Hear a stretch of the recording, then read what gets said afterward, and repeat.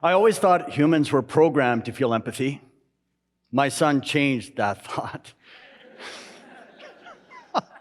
One night sitting at the dinner table, I asked him, I said, if a tiger walked into the room right now and we were all in danger, what would you do? He gives me that look. You know that look. Are you serious? But I would run. Like, hold on for a second. What about your mom, your sister, and more importantly, me? Well, he says, I suggest you run too.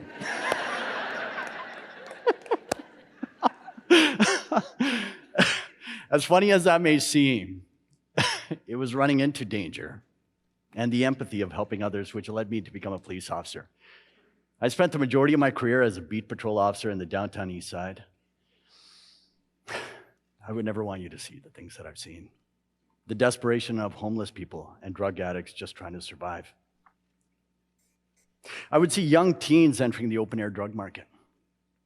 They would engage in crime, got charged, pushed through the criminal justice system, thrown into the youth detention center, and spewed right back onto the streets to re-engage in a perpetual cycle of violence.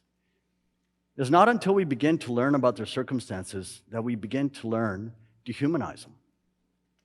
Everyone has a story. It's 2 a.m. I pull my police car into a lane in the Downtown Eastside. A young boy around 15 or so is sitting behind a garbage dumpster getting his crack pipe ready. He sees me and he starts to walk away. I step out of my car. Hey, hold on for a second. He keeps walking. So I ask again. He turns around, he puts his wrists up and says, if you're going to put on the cuffs, do it now. Otherwise, I take it I'm free to go. His audacity came as no surprise. He was a byproduct of his environment, hardened and calloused.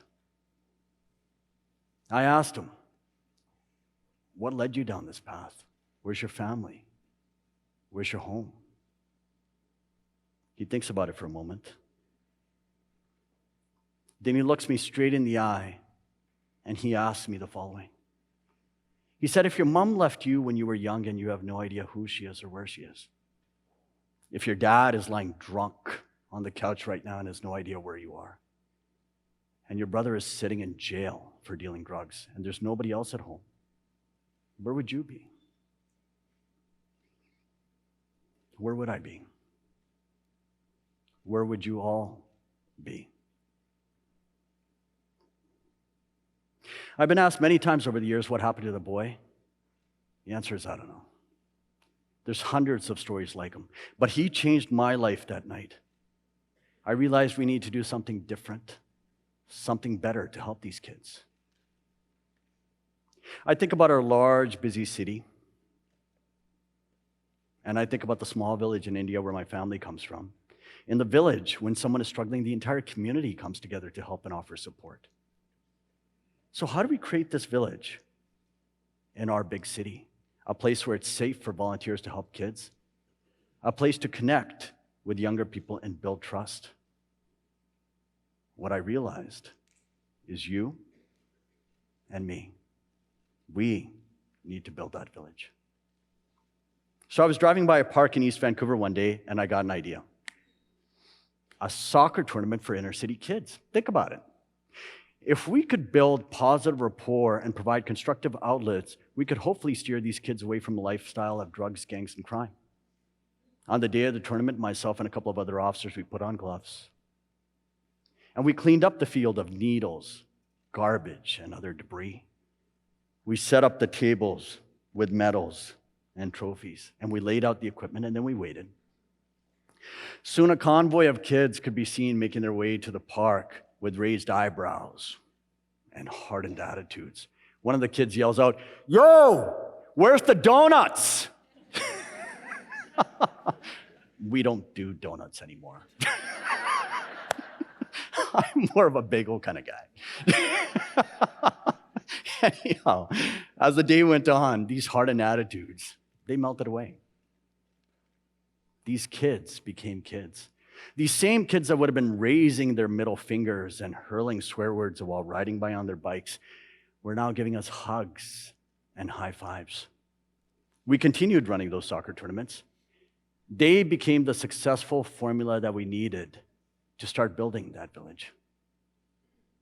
In due time, I founded KidsPlay Foundation, a nonprofit to keep kids out of drugs, gangs, and crime by connecting them with positive activity. Over 100,000 youth have been through our programs absolutely free of cost.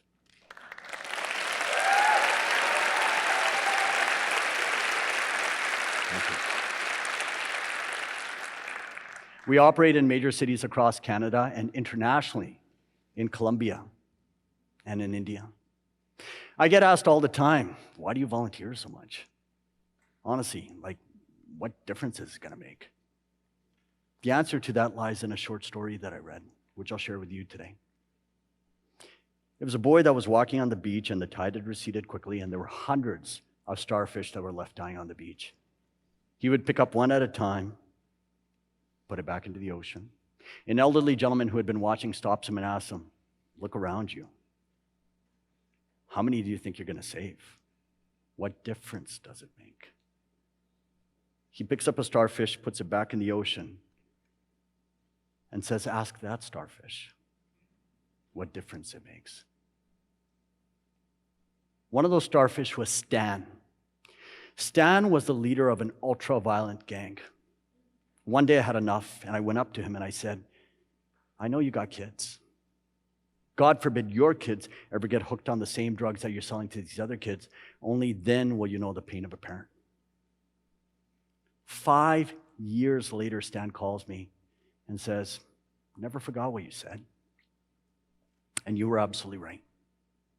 My son is addicted, nearly died of an overdose, and I need your help. I'm proud to say Stan changed his life. He is now a close friend, a mentor in our KidsPlay programs, and an assistant manager at transitional housing. He is helping to build that village.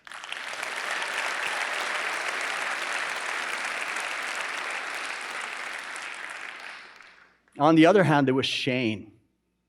Shane was born into a family of drug addicts. His grandmother took custody of him and raised him with good, solid traditional values. But sometimes that trauma never goes away. Shane finished school, started working as a chef, and was drawn into the underworld of drugs, gangs, and crime. Shane became a high-ranking member of a notorious gang. I always said to Shane, hey man, if you ever want out, I'm here to help. One day Shane did reach out and was ready to leave his past behind. Shane became a traditional Aboriginal dancer, paying respect to the memory of his grandmother.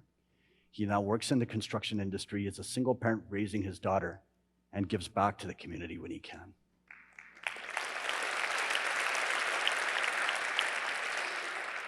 I need to tell you that these programs have not just benefited the kids, they have been life-altering for many of the volunteers who have found self-fulfillment in helping others. Over 25 volunteers from KidsPlay have gone on to become law enforcement officers. For many of them, this was not their original career path. But when they saw the difference they could make in the community, building that village became a call of duty. Now, there's a lot of organizations out there that need volunteers, and I also know not everybody has the time, but everybody has something to give, whether that's time, talent, or treasure. The smallest contribution can have a significant impact on a life in unimaginable ways. Now, if we want to create that village in our city, a place where drug addiction, gang violence, and rampant crime are not a perpetual cycle for our kids, then we need to do it together as a community. Because it takes a village to raise a child. And we are that village. Thank you.